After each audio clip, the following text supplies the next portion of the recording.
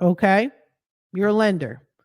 Now, the lender, as we're going to use Sean, for example. Okay. This is Sean right here. Sean is going to pull up your credit report. He's going to look at the real. He's going to look at the two application. And as you can see, he's looking at different score models.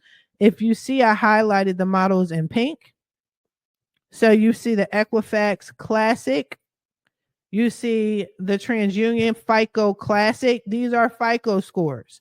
These scores are completely different than what you see on Smart Credit. These scores are completely different than what you see in Credit Karma. So this is what you need to be worried about.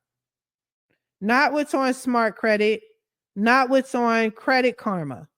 This is what will say whether you are approved or not approved.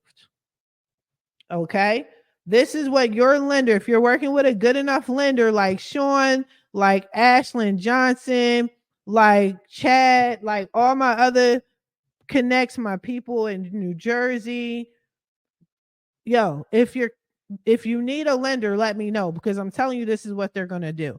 This is why I tell you, go check with them first. Now, they should do a soft pull. It shouldn't hurt your credit score in any way, shape, or form, but they need to see this.